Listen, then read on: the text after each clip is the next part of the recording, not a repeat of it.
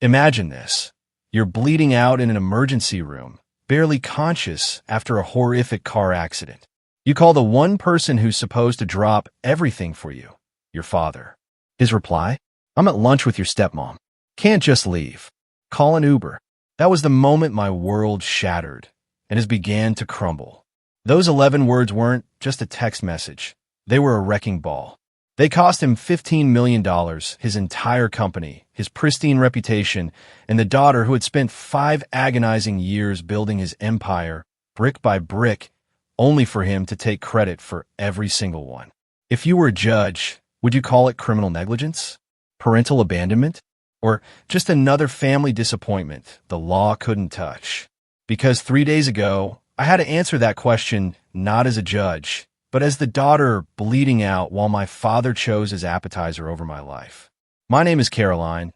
I'm 28 years old, and today I'm sharing the story of how a car accident exposed the chilling truth about my father's priorities and how justice sometimes arrives not in a courtroom, but in a boardroom full of witnesses watching a man's choices finally catch up to him. The Irwin Holdings Tower, all 42 floors of glass and ambition, pierced the Seattle skyline like a gleaming needle. It was built on my grandfather's legacy, yes, but for the last 5 years, it had been built on my sweat. That Thursday evening, November 13th, I sat alone in my corner office. The city lights blurred through my exhausted eyes as I reviewed the final blueprints for the waterfront tower project. $15 million of architectural innovation, a project that would entirely reshape Seattle's harbor district. On my desk, a photo caught the lamplight. Mom, Dad, and me at my college graduation. That was 5 years ago, before cancer stole her away. Back when Tyler Irwin still remembered he had a daughter, not just an unpaid senior architect ghostwriting his family's future. My phone buzzed, Tyler's name flashing across the screen. Caroline's sweetheart. His voice cooed, full of that practiced warmth he reserved for clients. About your birthday dinner tomorrow. Let me guess. I interrupted, the words bitter in my mouth. Charlotte has another crisis? He sighed, a perfectly theatrical sound. She's having a difficult time with the penthouse renovation delays. You understand, don't you? We'll reschedule. The we stung more than the cancellation. This was the 3rd birthday dinner he'd canceled this year.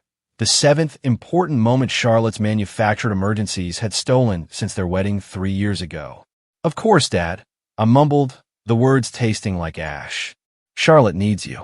Through my office's glass wall, I watched the cleaning crew work their way through the executive floor. They'd witnessed this dance countless times before.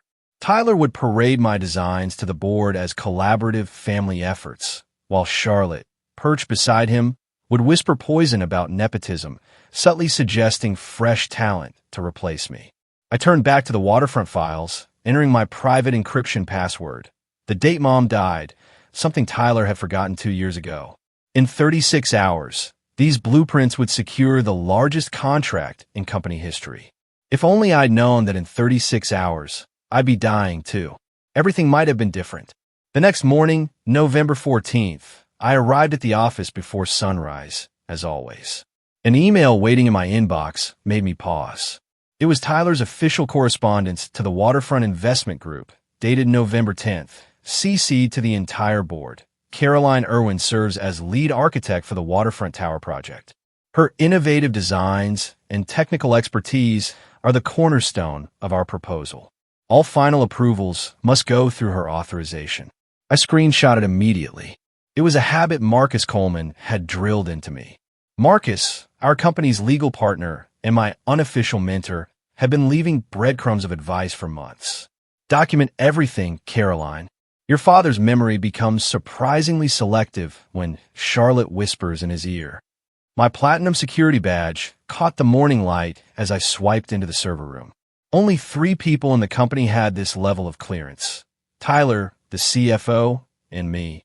The irony wasn't lost on me that the nepotism hire Charlotte constantly complained about was the only one who actually understood the technical infrastructure. The morning board meeting was typical theater. Tyler presented my stress test calculations and sustainable design innovations, while I sat silently in the corner, the dutiful daughter playing corporate ghost. The board members nodded appreciatively as Tyler explained our vision for the waterfront, never once acknowledging who had spent 300 hours perfecting every angle. Brilliant work, Tyler, praised Harrison Wells, our biggest investor. This is why Irwin Holdings leads the industry. Charlotte, perched beside Tyler in her designer suit, squeezed his hand. My husband's dedication to excellence is unmatched. Her eyes found mine across the room, a saccharine smile playing at her lips. Though I still think we should consider bringing in fresh perspectives, perhaps that firm from Portland. Tyler's response would have mattered once. Now, I just noted the date and time on my phone. Another seed planted, another receipt collected. The pattern was so predictable, I could have set my watch by it. 3 years of Charlotte's theatrical emergencies had trained me well. There was the migraine that erupted during my promotion review, requiring Tyler to rush home with prescription medication she'd mysteriously forgotten. The anxiety attack that coincided with my presentation to Japanese investors. Tyler left mid-meeting while I salvaged the deal alone. The suspicious food poisoning that struck during my awards ceremony at the Architectural Society, sending Tyler racing to the ER, where Charlotte made a miraculous recovery the moment they arrived. My coworkers had developed a silent language of sympathy. Janet from accounting would leave chocolate on my desk. Tom from engineering would shake his head and mutter about scheduling conflicts. Even the security guards had started taking bets on which event Charlotte would sabotage next. Your stepmother's having a rough time adjusting, Tyler had explained after the 5th incident. She comes from humble beginnings. This world intimidates her. Humble beginnings. I'd Googled Charlotte Winters before she became Charlotte Irwin. Twice divorced, both times to older executives. Both marriages ending just before prenuptials would have expired. Her LinkedIn profile reinvented itself every few years. Yoga instructor, life coach, interior designer. Now, suddenly, she was creative director at Irwin Holdings, despite never submitting a single design. That afternoon, she swept into my office without knocking, her perfume announcing her presence like a toxic cloud. "Caroline, darling," she cooed, examining her manicured nails. Tyler and I were discussing the waterfront presentation. Perhaps someone with more stage presence should handle it. You understand, don't you? Some people are meant for the spotlight, others for shadows. I kept typing, not trusting myself to look up. The client specifically requested I present. Requests can be redirected, she smiled. Tyler listens to me. She wasn't wrong about that. Marcus Coleman intercepted me at the elevator that evening, his expression grim behind wire-rimmed glasses. At 62, he'd been with the company since before I was born, the only board member who'd known my mother personally. "Coffee," he suggested, though his tone made it clear this wasn't a request. 5 minutes later, we sat in the empty cafeteria, his hands wrapped around a mug he wasn't drinking from. "Caroline, we need to discuss your position here. If this is about the Portland firm Charlotte keeps pushing, it's worse." He pulled out his phone, showing me an email thread I wasn't supposed to see. It was from Charlotte to a headhunting firm, looking for a senior architect. Immediate start. Must be willing to relocate from Portland. Current position holder will be transitioned out post-waterfront signing. My stomach dropped. She's already recruiting my replacement? Your father doesn't know yet, but he will soon. Charlotte's been planting seeds for months, whispering about your emotional instability since your mother's death, your inability to work with teams, your overdependence on family connections. Marcus slid a USB drive across the table. Every email about your contributions, every design credit, every board acknowledgement. I've been backing them up. Why? I asked, pocketing the drive. Because your mother asked me to look out for you before she died. He hesitated, choosing his words carefully, and because I've seen this pattern before. Your father has a weakness for women who remind him he's powerful. Charlotte knows exactly which buttons to push. The waterfront deadline is in 48 hours, I said, a cold dread seeping in. They can't replace me before then. Marcus's expression darkened. Caroline, after that contract is signed, what leverage do you have left? I didn't answer because we both knew the truth. Absolutely none, unless something changed dramatically. November 15th arrived, gray and drizzling, the Seattle sky matching my mood as I drove toward the office at 7 a.m. The waterfront presentation materials sat in my passenger seat. 300 pages of specifications, contracts, and designs that represented 2 years of my life. My phone buzzed at a red light. Tyler's text glowed on the screen. Remember gala, tomorrow night, 8 p.m., Four Seasons. Be present, but not attention-seeking. Charlotte will handle the family representation during speeches. You're there for technical support only. Don't overshadow her moment. Her moment. At the contract signing for my project, I texted back a simple, understood, and noticed 3 missed calls from an unknown number. Probably another headhunter Charlotte had sicked on me, trying to poach me before she pushed me out. I deleted the voicemails unheard. The rain intensified as I merged onto I-5, the windshield wipers struggling against the downpour. The radio droned about traffic delays, but my mind was elsewhere, replaying Marcus's warning. After tomorrow night's signing, I'd be expendable. Charlotte would have her victory. Tyler would have his contract. And I'd have what? A LinkedIn recommendation from the father who couldn't remember my birthday? My phone rang through the car's Bluetooth. Tyler again. Caroline, I need you to confirm the server passwords are updated. The clients want to review everything one final time before tomorrow. Already done, I replied, watching brake lights bloom red ahead of me. Only my badge can access the final files until the presentation. Good. Charlotte's nervous about tomorrow. Make sure everything's perfect. Of course, Charlotte was nervous. Her entire performance depended on my work. Dad, I said suddenly, the word surprising even me. After tomorrow, after the contract signed, what happens to me? The pause told me everything. We'll discuss your future after the gala. The line went dead, just as the 18-wheeler lost control. The truck jackknifed, skidding across 3 lanes like a writhing metal serpent, its trailer swinging toward my Accord with horrifying inevitability. Time dilated. I could see individual raindrops on my windshield. Count the rivets on the trailer's approaching wall. Notice the terror in the truck driver's eyes as he fought for control. Impact. My car crumpled like paper. The passenger side caved inward as we spun. 1 rotation.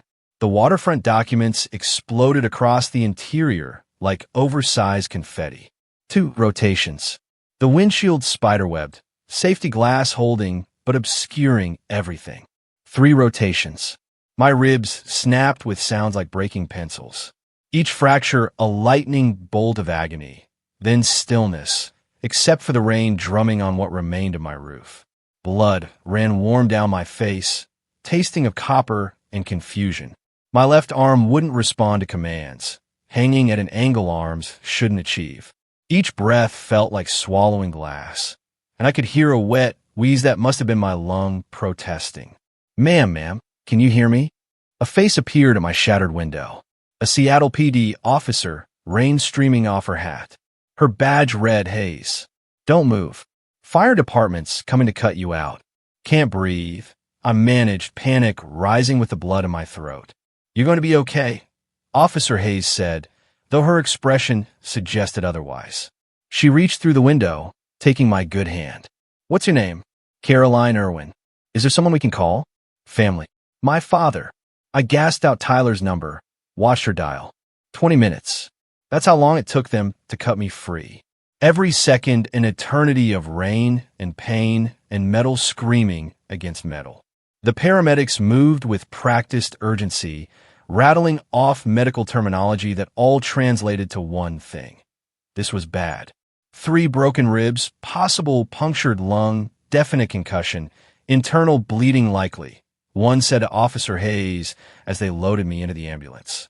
She's lucky to be conscious. Hayes climbed in beside me. Your father didn't answer. Is there another number? I gave her his private cell, the one he always answered, the one reserved for Charlotte and important clients. As the ambulance doors closed, I heard her leaving a voicemail. Mr. Irwin, this is Officer Patricia Hayes with Seattle PD.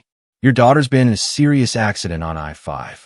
She's being transported to Harborview Medical Center's trauma unit. Please come immediately.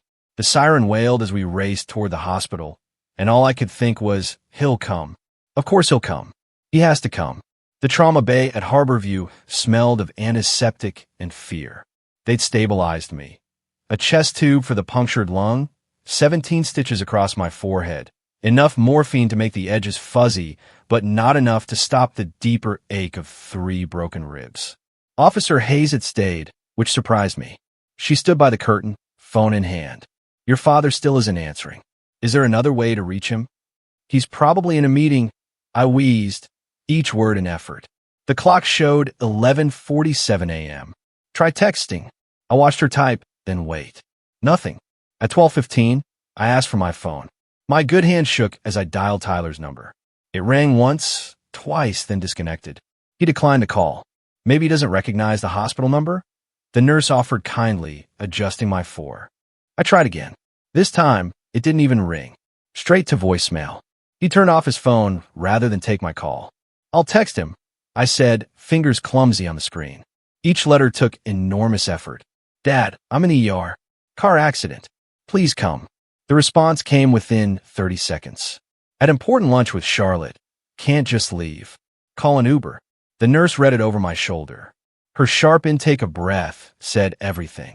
Did he just... Officer Hayes started, then stopped, professionalism warring with disbelief.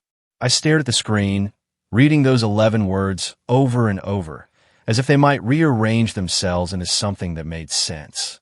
Charlotte's monthly crisis lunch was more important than his daughter's actual crisis.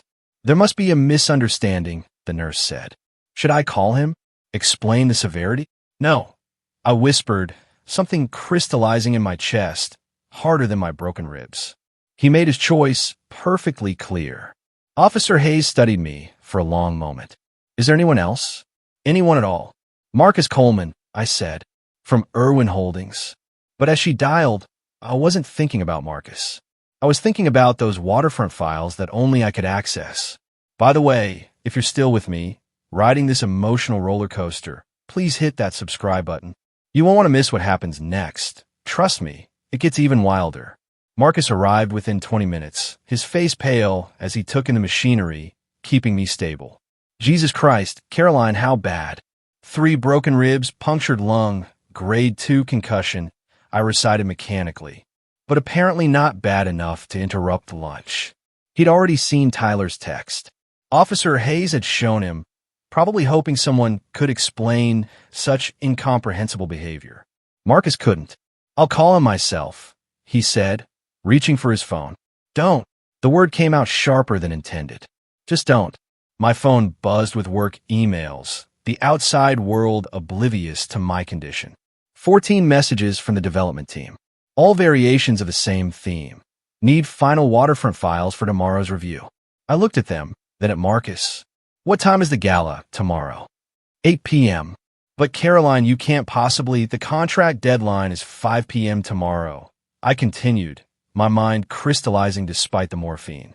If the final files aren't submitted by then, it triggers the penalty clause. 30% of the contract value. That's $4.5 million. Only you can access them, Marcus said slowly, understanding dawning in his eyes. Your badge, your passwords.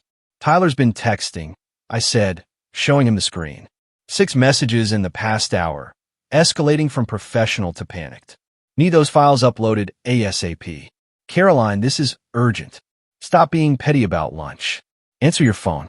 This is about the company, not personal issues. You're being unprofessional. I turn off my phone completely, the small power down chime oddly satisfying. Caroline, Marcus said carefully. You're angry. You're hurt, but destroying the company.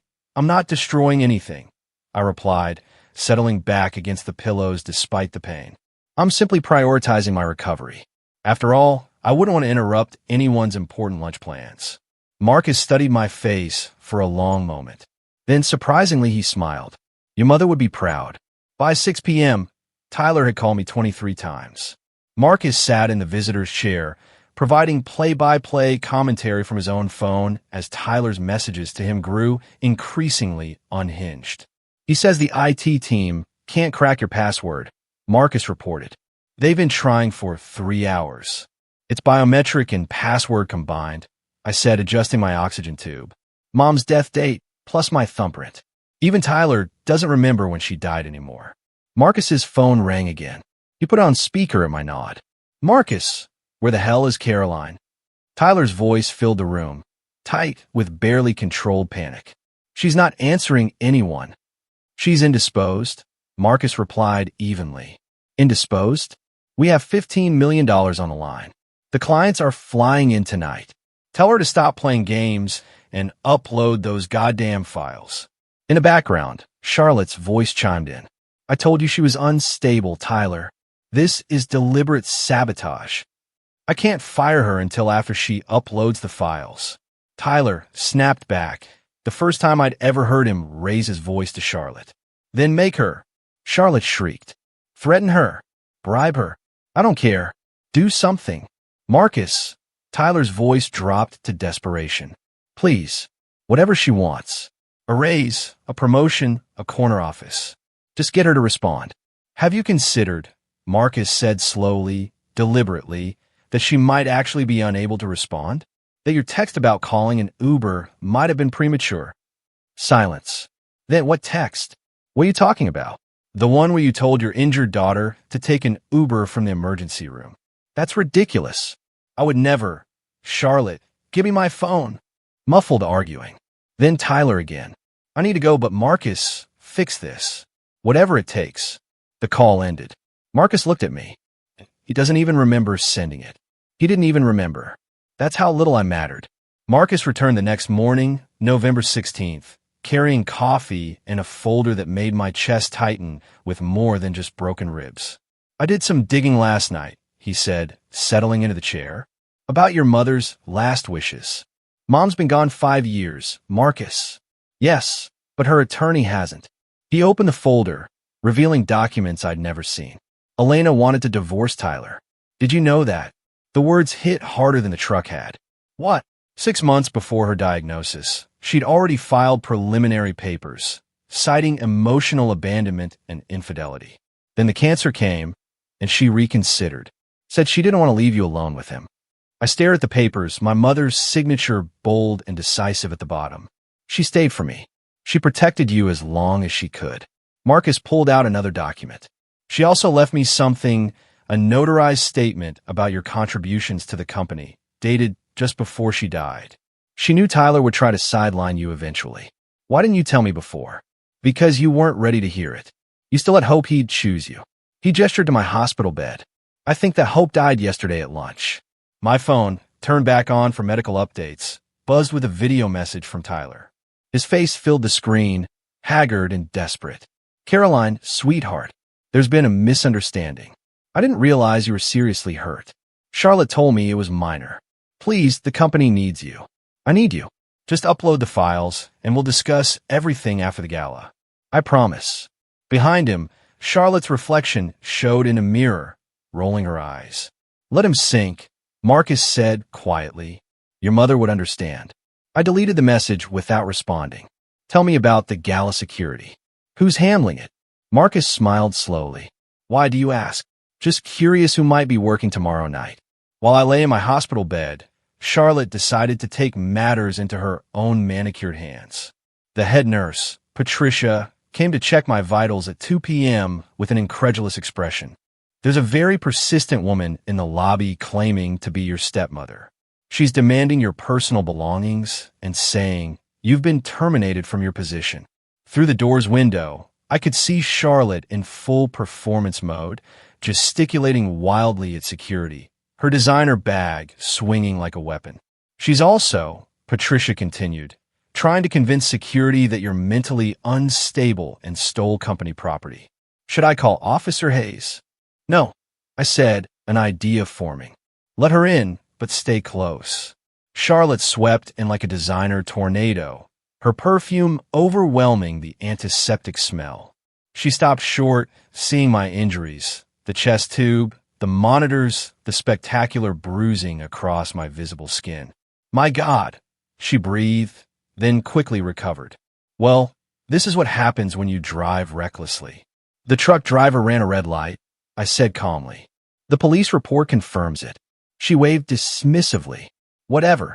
I need your company badge and passwords. You're being terminated for dereliction of duty. On whose authority? Mine. As creative director. You can't fire me, Charlotte. Check the corporate bylaws. Only the board can terminate a senior architect, and only with a 2/3 vote. Her face flushed. Then give me the files. The presentation is in 27 hours. I'm medically incapacitated. Doctor's orders. You're doing this on purpose. She stepped closer, voice dropping to a hiss. I know what you're playing at. You think you're irreplaceable? Well, I've already got your replacement lined up. Someone from Portland who actually appreciates opportunity. Then have them upload the files, I suggested sweetly. Her hand raised as if to slap me, but Patricia stepped forward. Ma'am, I need you to leave now. Charlotte stormed out, but not before delivering her parting shot. You just destroyed your own future, you pathetic little. The door cut off the rest. At 4 p.m., my phone exploded with messages from James Rodriguez, head of building security. Marcus had it on speaker as James's panic filled the room. Caroline, thank God. Charlotte Irwin just tried to override your security credentials, but the systems locked me out. It says something about federal compliance protocols. I managed a small smile despite the pain. The Waterfront project includes government subcontracts. My platinum badge is tied to federal security clearance. It can't be revoked without FBI notification and a formal investigation. Jesus, she's demanding I physically destroy your badge, says Tyler authorized it. Did he? He's not answering his phone. He's been locked in his office for 3 hours. Caroline, the entire IT department is in meltdown. They've tried everything. The files are encrypted with something called AES 256 military-grade encryption. I confirmed part of the federal compliance requirements I implemented. I explained. Requirements that Charlotte called excessive paranoia in a last board meeting. James laughed bitterly. She's now screaming at the FBI field office on the phone, demanding they revoke your clearance immediately. They're not being helpful to her cause. In the background, I could hear Charlotte shrieking about national security and corporate espionage. James, I said, can you do me a favor? Send me the security footage of her trying to access my office. Already done. Also, Caroline, the Portland architect she's been courting, he just called, says he can't start for 3 weeks minimum, and he definitely can't crack military encryption. How unfortunate, I murmured. The board's called an emergency meeting for 5 p.m., James continued. They're discussing the penalty clause. $4.5 million due immediately if the files aren't submitted by tomorrow at 5. Tell them I'm indisposed, I said. Doctor's orders. Caroline, James said quietly. Good luck. We're all rooting for you. After he hung up, Marcus raised his coffee cup in a toast. Your mother's daughter, through and through. Tyler arrived at 7 p.m., looking like he'd aged 5 years in one day. His usual perfect suit was wrinkled, his silver hair disheveled. He stood in my doorway, holding a bouquet of grocery store flowers, the kind you grab desperately at the last minute. Caroline, his voice cracked. Sweetheart, I kept my eyes closed, listening to his expensive shoes shuffle on the linoleum. I know you're awake, he continued. The nurse said you've been conscious all day. Still, I didn't move. I'm sorry about the text. I didn't. Charlotte told me you just had a fender bender. She said you were being dramatic. My monitors betrayed me, my heart rate spiking at the flimsy excuse. Please, Caroline, the company, our family legacy. It's all at stake. The board is threatening to remove me as CEO if this deal falls through. Just tell me the password. You don't even have to come to the gala. Silence. I'll give you anything. Name your price. $1 million bonus. Your own division. Just please don't destroy everything we've built. We, as if he'd ever included me in that word before. He moved closer, and I finally opened my eyes. He actually startled at the sight of my face, the stitches, the bruising that had turned purple-black, the oxygen tube. My God, he whispered. You really could have died. Would you have left lunch for my funeral? I asked, my voice raspy. He flinched. That's not fair. Answer the question. Of course I would have. I lied, my tone flat, emotionless. Charlotte would have had another crisis. Maybe her dress wouldn't fit right. Maybe the caterer would serve the wrong canapes. And you'd send flowers with a card saying sorry for your loss to your own daughter's funeral. Caroline, get out. He left the flowers on the nightstand. They were already wilting.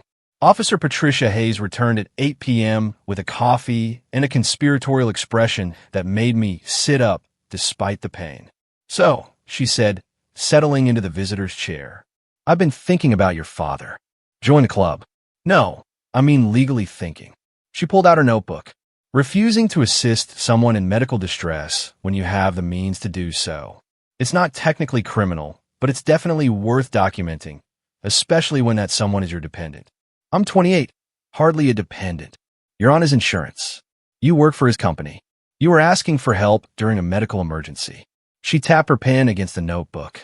My sister went through something similar. Her ex-husband left her at the hospital during a miscarriage because his golf tournament was more important.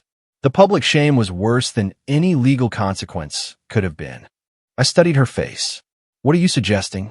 The gala tomorrow night. For Seasons Ballroom. 200 of Seattle's most influential people, plus media coverage. She smiled. That's a lot of witnesses for a public safety announcement about emergency contact responsibilities. You do that, Caroline. I've been a cop for 15 years. I've seen every kind of family dysfunction imaginable. But a father who texts call an Uber to his dying daughter? She shook her head. That's a new low. Plus, it's technically my duty to follow up with emergency contacts who fail to respond appropriately.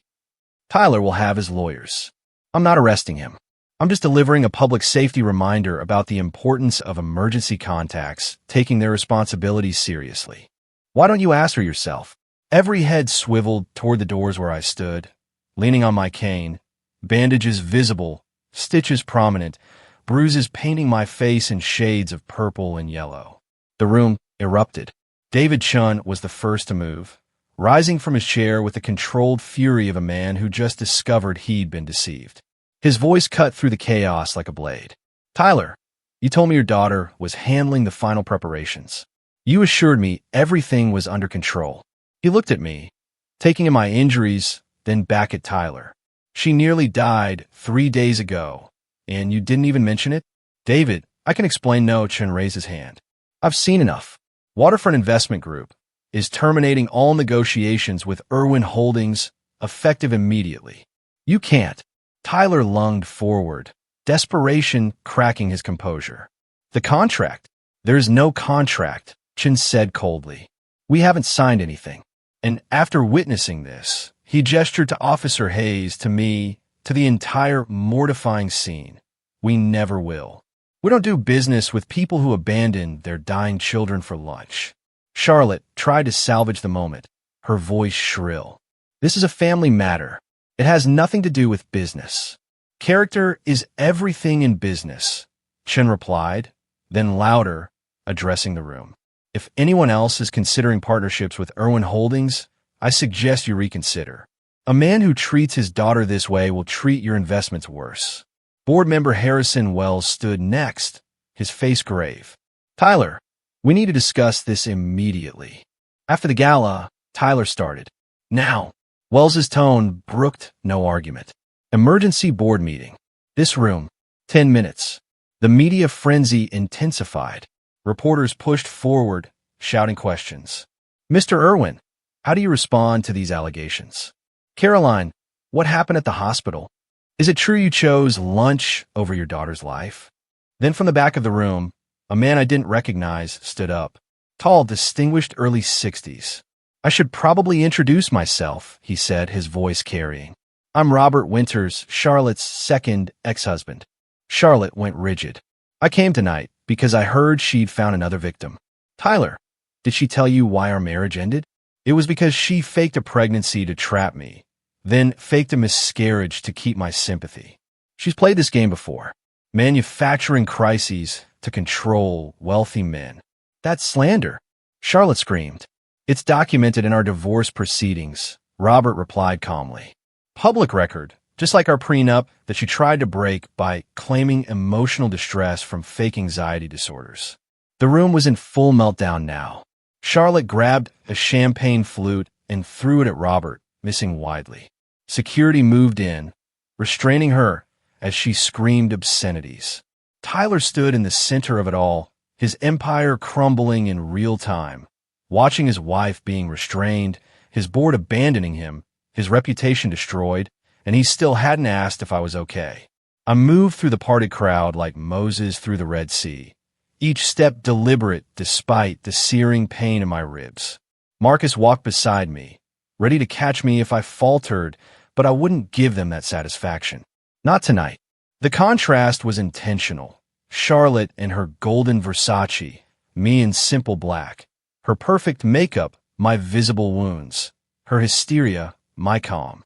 I stopped 10 feet from Tyler, close enough for him to see the hospital bracelet still on my wrist, the deep bruising around my eyes, the way I gripped the cane with white knuckles. "Hello, Dad." He flinched at the word. "Caroline, sweetheart, let me explain." No, I held up my hand. "You've had 3 days to explain. You chose not to visit. You chose not to call. You chose not to care. So now I choose to speak." I turned to address the room, the reporter's cameras tracking my movement. "My name is Caroline Irwin. Was the lead architect for the Waterfront Tower project. Every design, every calculation, every innovation you've seen presented as Irwin Holdings' work was mine." "That's preposterous." Tyler sputtered. "You're a junior." I pulled out my phone, connecting it to the ballroom's projection system, a feature I'd insisted on installing for presentations. The screen behind Tyler lit up with email after email, contract after contract, all bearing my name, my work, my digital signature. 5 years. I continued, my voice growing stronger. 5 years of carrying this company while my father took credit. 5 years of being told to stay quiet, be supportive, don't overshadow Charlotte. 5 years of choosing him, even as he consistently chose everyone else over me. The room was silent, except for the whir of cameras. "The waterfront files you're all waiting for? They're safe, encrypted with military-grade security that only I can access. The $15 million deal that was supposed to be signed tonight? It required those files by 8 p.m. I looked at my watch. It's 8:17. The deal is dead. Tyler's legs gave out. He collapsed into a chair, the weight of the loss finally hitting him. "You destroyed us," he whispered. "You destroyed everything." "No, Dad." I set my platinum badge on the table in front of him. "You destroyed us the moment you chose lunch over my life. I just chose not to save you from the consequences." The board members were already gathering, their faces grim. Charlotte was being escorted out by security, still screaming threats, and Tyler sat alone at his table, surrounded by 200 witnesses to his downfall. And just like that, the empire built on lies began to crumble. This was the moment I reclaimed my power, standing tall, even with broken ribs. If you're with me, if you're rooting for Caroline, hit that like button and subscribe. We're not done yet. And believe me, karma has a full ledger for Charlotte and Tyler.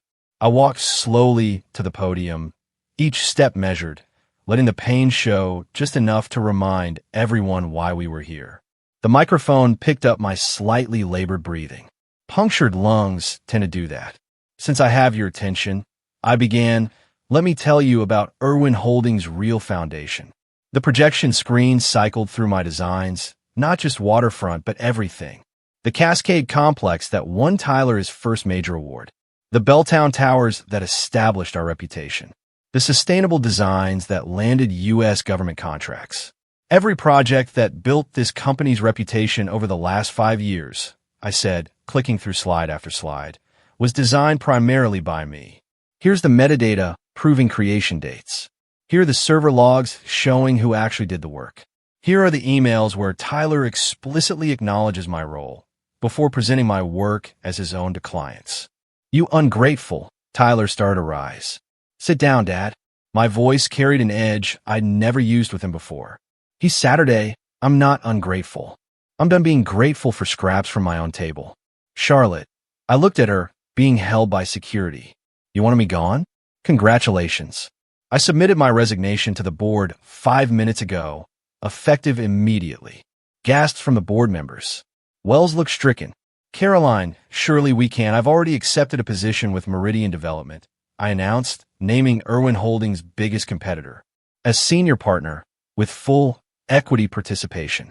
They value architects who actually design buildings, not just take credit for them. You can't. Tyler exploded. The non-compete clause doesn't apply when termination is constructive dismissal. Marcus spoke from his position near the board table. Failing to provide a safe working environment, systematic credit theft, and allowing workplace harassment all void that clause. I should know. I wrote it.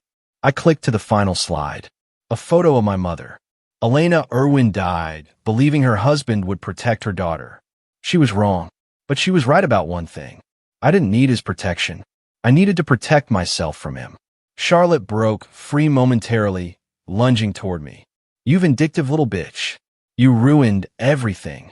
Security restrained her again, but not before the cameras caught her designer's shoe flying off, her perfect hair destroying itself, her true nature fully exposed.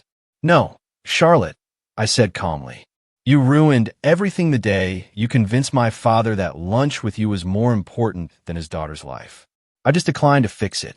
The board was huddling now, their emergency meeting beginning without Tyler. Charlotte's complete unraveling happened in full view of Seattle's elite and every major media outlet. As security tried to escort her out, she broke free one more time, her golden Versace gown tearing at the seam. You think you've won? She screamed at me, mascara streaming down her face in black rivers. You pathetic nobody. I made Tyler choose. Every single time, I made him choose me over you. The room went silent. Even Tyler looked stunned. Every emergency, every crisis, I planned them all. She laughed hysterically. The migraines when you had presentations, the anxiety attacks during your meetings. God, he was so easy to manipulate. Wave a little distress, shed a few tears, and he'd abandon you every single time. Charlotte stopped talking. Tyler, he said weakly. What? It's over anyway. She spun to face him. You spineless fool. Your daughter was the only one keeping your company afloat, and you let me convince you to destroy her. The prenup I signed? It only pays out if we're married 5 years. We've been married 3. I get nothing. She pulled out her phone, waving it wildly. And these credit cards already declined. Your board froze the accounts 10 minutes ago. Robert Winters, her ex-husband, stepped forward. Charlotte, you need help. Shut up, Robert. She threw her clutch at him. You and your pathetic prenup lawyers. You all think you're so smart with your contracts and clauses. She turned back to me, her face contorted with rage. But you're worse than all of them. You had everything. His love, his company, his legacy. And you threw it away for what? Principles. Dignity. Yes, I said simply. Exactly that. Security finally managed to drag her out, but not before she screamed one last thing. Tyler, I never loved you. I just wanted the money. The ballroom doors closed on her final shriek, leaving 200 people in stunned silence. Tyler sat at his table, looking like he'd aged a decade in 10 minutes. Harrison Wells called the emergency board meeting to order right there in the ballroom, not even bothering to move to a private room. The humiliation would be complete and public. Tyler Irwin, Wells began, his voice carrying the weight of 40 years in business. The board has lost all confidence in your leadership. The loss of the waterfront contract alone constitutes gross negligence. Harrison, please. Furthermore, Wells continued, we've just learned that our lead architect, responsible for 80% of our successful projects, was driven to resign due to your systematic marginalization and the hostile work environment you allowed your wife to create. The other board members nodded in agreement. Jennifer Park, the CFO, stood up. A motion for an immediate vote of no confidence in Tyler Irwin as CEO of Irwin Holdings. Seconded, said 3 voices simultaneously. All in favor. Every hand raised except Tyler's. Motion carried. Tyler Irwin, you are hereby removed as CEO, effective immediately. Wells turned to the room at large. James Rodriguez, our security director, will serve as interim CEO while we search for a permanent replacement. James, who'd been standing near the back, looked stunned but stepped forward. Additionally, Jennifer Park announced, the $4.5 million penalty for the failed waterfront deal will be paid from Tyler's personal assets, as stipulated in a CEO contract's liability clause. You can't do this. Tyler stood, swaying slightly. This is my father's company. My name is on the building. Your father's company, Wells said coldly, which you've just destroyed in a single evening. Your name will be removed within the week. A reporter shouted, Mr. Wells, what about Caroline Irwin? Wells looked at me with genuine regret. Miss Irwin, the board formally apologizes for failing to protect you. If you would consider staying, no, I said firmly. That bridge burned when my father chose lunch. The vote was done. The company Tyler had inherited, coasted on, and claimed credit for was no longer his. Tyler caught up to me in the parking garage, his designer shoes slapping against concrete as he ran. Marcus stepped protectively closer, but I held up my hand. Caroline, wait, please. I turned slowly, leaning heavily on my cane.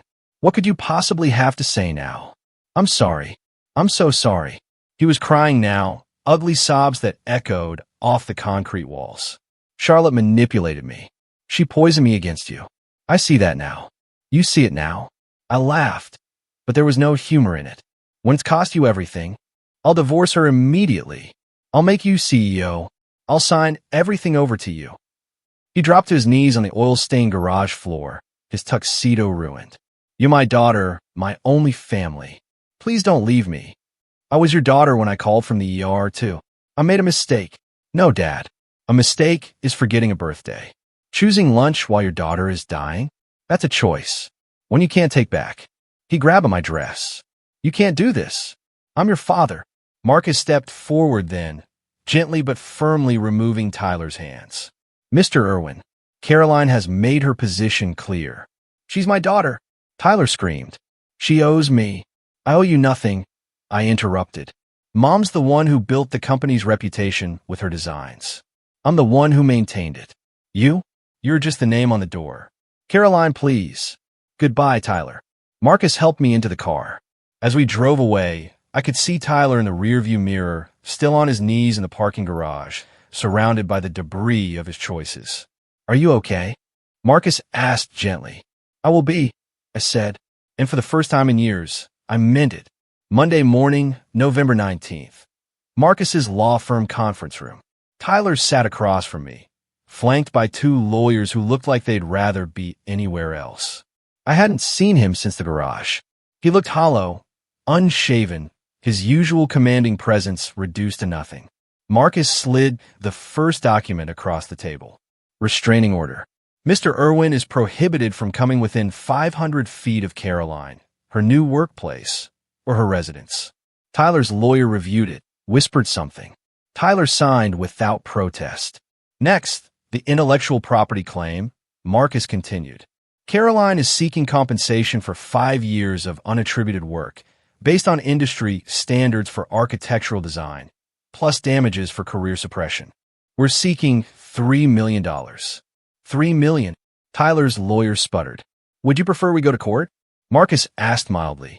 The evidence is comprehensive. Every email, every design, every instance of credit theft.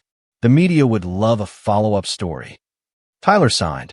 Finally, Marcus said, the criminal complaint for reckless endangerment. Officer Hayes has filed charges based on Tyler's failure to provide aid during a medical emergency. That won't stick, Tyler's lawyer protested. Perhaps not, Marcus agreed. But the trial will be public. Every detail will be reported. Is that what you want, Mr. Irwin? Tyler looked at me, then really looked at me. What do you want, Caroline? Really want? I want you to understand that actions have consequences, I said. I want you to remember that you chose Charlotte over me when I was dying. And I want to never have to remind you again. He signed the last document with shaking hands. The payments will be structured over 2 years, Marcus explained. Any missed payment voids the restraining order restrictions and triggers immediate full payment, plus penalties. Tyler stood to leave, then paused. Caroline, I said just don't. He left without another word. Within 2 hours of the gala, the hashtag Dad Chose Lunch was trending #1 on Twitter. Someone had live-streamed Officer Hayes' confrontation, and the video had 3 million views by morning. Seattle Business Journal ran the headline. Billionaire's lunch break costs him everything. Forbes picked it up. How Tyler Irwin lost $15 million in 11 words. Even a New York Times covered it. A text message that destroyed a dynasty. The memes were brutal, but accurate. Screenshots of Tyler's call in Uber. Text became the template for every joke about terrible parents. Charlotte's meltdown was auto-tuned into a viral song that hit 1 million views in 12 hours. But the real explosion came when investigative journalist Sarah Chun published her deep dive into Tyler's history. She found 3 former employees who'd quit after Tyler claimed credit for their work. 2 contractors who'd been stiffed on payments while Tyler bought Charlotte jewelry. A pattern of exploitation going back years. My LinkedIn exploded with messages, job offers, interview requests, speaking engagements. Meridian Development publicly announced my hiring with a full-page ad in the Seattle Times. Welcome, Caroline Irwin, where talent is recognized, not stolen. Tyler tried to do damage control, releasing a statement through his lawyer about family misunderstandings and media exaggeration. It backfired spectacularly when someone leaked the security footage of Charlotte admitting to faking every crisis. Charlotte herself disappeared from social media after her Instagram was flooded with comments. Her last post, a selfie from the gala in that golden dress, had 40,000 comments, none of them kind. The best part? Waterfront Investment Group announced they'd hired me as a consultant for their new project. David Chen's statement was brief. We invest in integrity. Caroline Irwin has proven hers. By Wednesday, 3 more of Tyler's clients had pulled their contracts. By Friday, Irwin Holdings stock had dropped 40%. The empire built on my mother's talent, and my sweat was crumbling, and the whole world was watching. 3 months later, February 2026. My new corner office at Meridian Development faced Elliott Bay, sunlight streaming through windows I'd actually chosen myself. No more hiding in shadows while others claimed the view. The nameplate on my door read, Caroline Irwin, Senior Partner and Lead Architect. Below it, a small frame quote from my mother. Build your own foundation, sweetheart. Never let anyone else hold your blueprints. My team actually looked me in the eye during meetings. They used my name when presenting my ideas. When the CEO introduced me to clients, he said, "This is Caroline, the genius behind our new waterfront project." The $50 million project was mine to lead, with full creative control and an equity stake that would set me up for life. My designs, my vision, my name on the final plans. Caroline, my assistant knocked. Your 3 o'clock is here. Send them in. But instead of a client, Marcus walked in with a smile and a bottle of champagne. Thought we should celebrate, he said. The final payment from Tyler cleared today. All $3 million, every penny. He sold the house to make the last payment. I should have felt guilty. I didn't. Also, Marcus continued, popping the cork, Officer Hayes wanted me to tell you that the community service portion of Tyler's sentence starts next week. He'll be teaching workplace safety at the community center, specifically the importance of emergency contacts. Poetic justice. I murmured. Your mother would be proud, Marcus said, raising his glass. You didn't just survive him, Caroline. You thrived despite him. We clinked glasses, and I looked out at the bay where my next project would rise. My design, my name, my future. For the first time in my life, I wasn't Tyler Irwin's daughter. I was just Caroline, and that was more than enough. Charlotte Winters, no longer Irwin, became Seattle's cautionary tale. The divorce was finalized in record time, Tyler's lawyer successfully arguing fraud and manipulation. The prenup she mentioned at the gala held firm. 3 years meant 0 payout. Marcus kept me updated through his network. Charlotte had tried to land another wealthy husband, showing up at charity galas and country clubs. But her meltdown video had been seen by everyone who mattered. Robert, her second ex-husband, had helpfully shared their divorce records with anyone who asked. By January, she was working at a Max office in Tacoma, trying to sell condos. Her Instagram, once filled with designer goods and 5-star restaurants, went dark after someone posted a photo of her showing a studio apartment in a building Tyler used to own. The final indignity came when she tried to sell her story to a tabloid. My side, how Caroline Irwin destroyed my marriage. But the journalist fact-checked her claims, found the contradictions, and instead published an article about gold diggers who target vulnerable widowers. Her last public appearance was at a court hearing where Tyler sued her for fraud, specifically the $20,000 in charges she'd made on company cards for her fake emergencies. She showed up in the same golden Versace from the gala, now obviously altered and worn. The judge ordered full restitution, plus damages. Last I heard, she was living in a studio apartment in Renton, the kind where you can see the kitchen from the bed. The same kind of place she'd once mocked me for considering when I was starting out. Karma, it seems, keeps excellent records. Tyler's fall from grace was complete by spring. The man who once commanded rooms now couldn't get a table at restaurants where he'd been a regular. His country club membership was quietly revoked after 3 members complained about reputational concerns. He'd kept 20% of his net worth after the legal settlements, penalties, and forced asset sales. Enough to live on, not enough to matter in the circles he'd once dominated. He moved from his Medina mansion to a 2-bedroom apartment in Bellevue. Nice by normal standards, humiliating by his. The drinking started shortly after. Marcus heard from former colleagues that Tyler had been escorted out of 2 industry events for being intoxicated. His LinkedIn became a stream of increasingly desperate posts about new ventures and consulting opportunities that never materialized. He sent me letters, actual handwritten letters, since electronic communication was prohibited. I returned them unopened, but Marcus read them for legal purposes. They evolved from angry blame to self-pity to desperate bargaining to, finally, what might have been genuine remorse. The last one simply said, "I chose wrong. I'm sorry." In May, he entered rehab. Not the luxury kind Charlotte would have demanded, but a state-funded program at Harborview, the same hospital where I'd nearly died. The irony wasn't lost on anyone. His therapist reached out once, asking if I'd consider family counseling. I declined. Some bridges, once burned, are meant to stay ash. Tyler Irwin, who'd inherited an empire and claimed credit for its growth, was now just another cautionary tale about choosing ego over family, lunch over love. August 2026. Tyler had been sober for 90 days when his therapist called again. This time, Marcus advised me to listen. He's not asking for forgiveness, Dr. Patricia Kelman explained. He's asking for the chance to earn it. There's a difference. I met her at her office, neutral ground. Tyler's letter was waiting, sealed with "Please read," written in shaky handwriting. Inside, 3 pages of accountability. No excuses about Charlotte's manipulation, no blame shifting, just an acknowledgement of every choice he'd made and its consequences. At the bottom, a proposal. I want to be your father. Not your boss, not your burden, just your father. If you let me try. These are my promises. Weekly therapy for 1 year minimum. No business discussions, ever. Meetings only in public places with witnesses present. No requests for money, favors, or forgiveness you're not ready to give.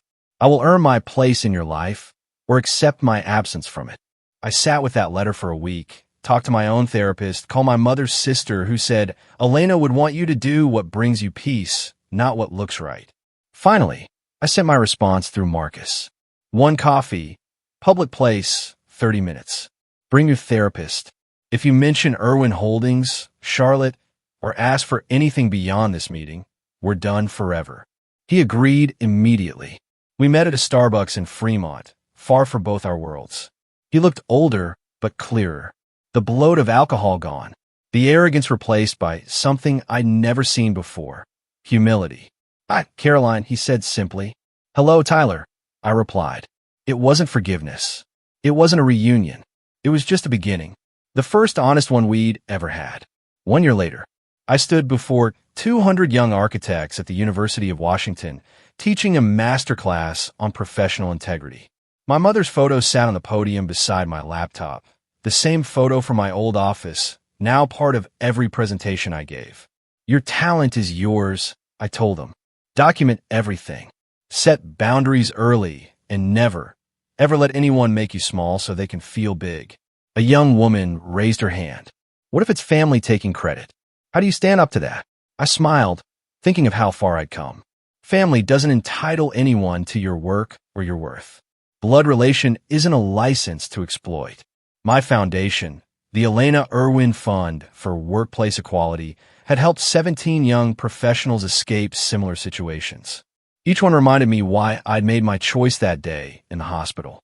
My phone buzzed with a text from my boyfriend James, the security director who'd become interim CEO, then a friend, then more. Dinner at 7, that new place by the water. I responded quickly, be there. Promise. And I would be, because I'd learned to prioritize the people who prioritize me, to show up for those who'd show up for me. My mother's photo caught the afternoon light, and I could almost hear her voice. You built your own foundation, sweetheart. Yes, Mom. I finally did. Looking back now, I realized that car accident didn't just break my ribs. It broke the last chains holding me to a toxic legacy. Tyler choosing lunch wasn't the betrayal. It was the revelation of betrayals that had been happening for years. Some people ask if I regret letting the waterfront deal die. I tell them, I regret staying silent for 5 years while my father sold my talent as his own. I regret every birthday I let Charlotte ruin. I regret not believing I was worth more than their scraps. But that November day, when Tyler chose lunch, that's the day I chose myself. And I've chosen myself every day since. Success tastes different when it has your name on it. Love feels different when it comes from people who'd leave any lunch to be there for your emergency. Family means something different when it's built on respect, not blood. Your worth isn't determined by those who refuse to see it. Your value doesn't decrease based on someone's inability to appreciate it. And sometimes the most powerful thing you can do is refuse to save people from the consequences of their own choices. He chose lunch. I chose my life. And I'd choose it again. Thank you so much for listening to my story. If you or someone you know is being taken for granted by toxic family members, please share this video so they know it's okay to choose yourself. Subscribe and hit the bell for more stories about setting boundaries and recognizing your worth. Comment below with your own experiences with family drama. I read every single one. Until next time, remember, you deserve to be someone's priority, not their option.